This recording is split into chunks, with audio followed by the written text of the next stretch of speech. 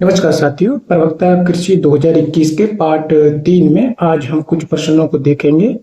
प्रश्न नंबर 41, निम्नलिखित में से कौन सा कथन सत्य है? तो इसका उत्तर सही है बी। इसको थोड़ा समझते हैं साथियों।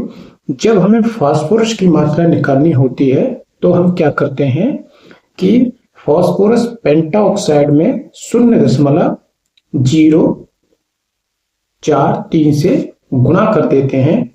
जैसे कि हमें पता लगाना है कि जो डीएपी होता है उसमें पी कितना होता है, तो हम क्या करेंगे 46 का गुणा करेंगे 0.43 में, तो ये आएगा 19.78 यानी लगभग 20% आता है। अर्थात डीएपी में पी की मात्रा 20% होती है। और अगर हमें फास्फोरस पेंटाऑक्साइड की मात्रा का पता करना है तो हम क्या करेंगे कि P2O5 जो आया है, P2O5 बराबर 2.29 को किससे गुणा कर देंगे? फास्फोरस से। जैसे कि जो आपके पास 19.78 है या 20 है, अगर 20 का गुणा हम इसमें करें 2.29 में तो लगभग ये 46% आएगा। प्रश्न नंबर 42, निम्नलिखित में से कौन सी मक्का की प्रथम संकर प्रजाति है? सही उत्तर है गंगा 101। साथियों, all India coordinated research project on मेज जो 1957 में बना था, इसी के द्वारा 1961 में मक्का की डबल क्रॉस हाइब्रिड 4 किस्में विकसित की गई थी, जिसमें थी गंगा 1, गंगा 101, डेक्कन और रंजीत। भारत में विकसित ये प्रथम किस्म थी। प्रश्न नंबर 43, निम्नलिखित में से कौन सा एक असत्य अथवा झूठा फल का उदाहरण है? तो इसका सही उत्तर है साथियों अनानास। सत्य फल क्या होता है? ऐसे फल जिनका निर्माण किससे होता है? अंडाशय यानी ओवरी से होता है, उन्हें सत्य फल कहते हैं। जैसे कि आम कैसा है? ये सत्य फल है। टमाटर कैसा है? ये भी सत्य फल का उदाहरण है। जबकि असत्य फल उन्हें कहते हैं जिनका निर्माण पुष्पों के भागों से होता है, जिसमें यानी उनके निर्माण में जो पुष्पों के सहायक भाग अथवा पुष्पासन ही होता है, ऐसे फलों को असत्य फल कहा जाता है। जैसे कि सेब, जैसे कि नाशपाती, जैसे कि स्ट्रॉबेरी और अनानास इत्यादि। प्रश्न नंबर 44, टेट्राजोलियम परीक्षण किस एंजाइम की गतिविधियों का निर्धारण करता है? तो सही उत्तर है डिहाइड्रोजिनेस एंजाइम की गतिविधियों का निर्धारण करता है। इस प्रश्न के संबंध में साथियों पहले भी आपको बता चुके हैं कि जो डिहाइड्रोजिनेज एंजाइम होता है ये क्या करता है कि ट्राइफेनिल जो फॉर्माजिन होता है उसको बनाता है, जिसके कारण क्या होता है, जिस बीज का हमें उसकी वाइबिलिटी का, उसकी जीवन क्षमता का पता लगाना होता है, तो उसका रंग कैसा हो जाता है? तो भूड का रंग जो है वो लाल कारमाई रंग का हो जाता है।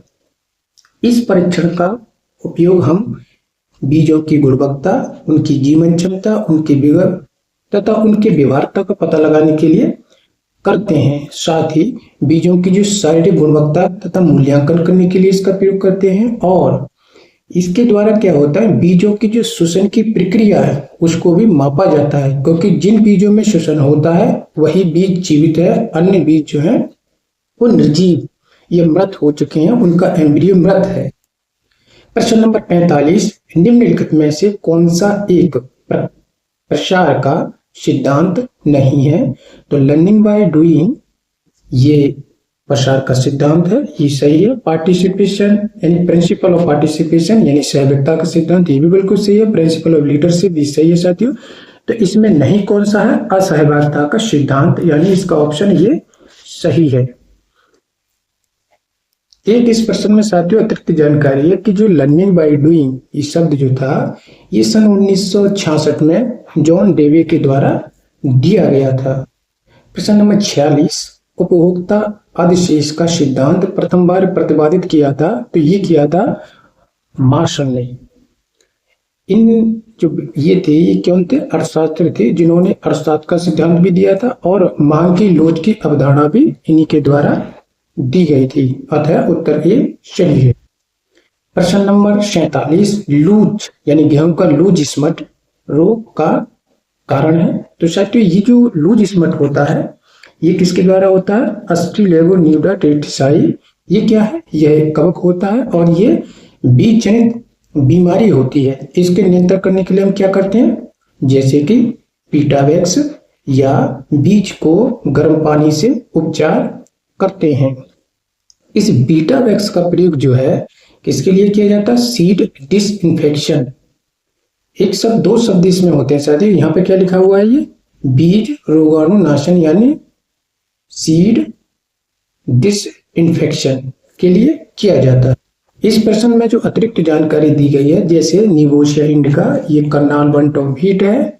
उसके बाद पक्सीनिया स्पीसीज यानी इसके द्वारा जो पक्सीनिया मतलब जो गेहूं होता है इसमें 3 तरह की रस्ट या गेरुआ रोग होता है। ऐसे ही इरिसिप ग्रेमिनीस, ये जो अनाज वाली फसलों में जो पाउडर मिल्डी या चूने लास्ता बीमारी लगती है उसका कोजल ऑर्गेनिज्म है।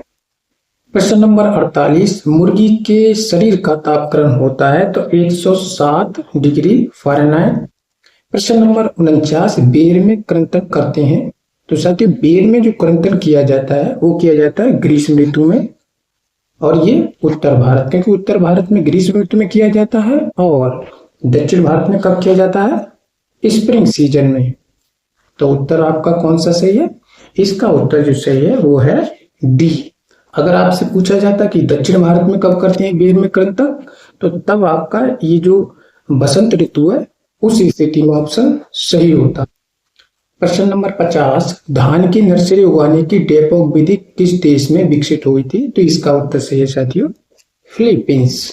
इस प्रश्न में जो अतिरिक्त जानकारी है वो है कि डेपोक विधि जो होती है इसमें क्या होता है कि बिना मिट्टी के क्या होता है नर्सरी को तैयार किया जाता है और इसमें 10 से 12 दिन का जैसी आपकी पौध हो जाती है उसका रोपण किया जाता है।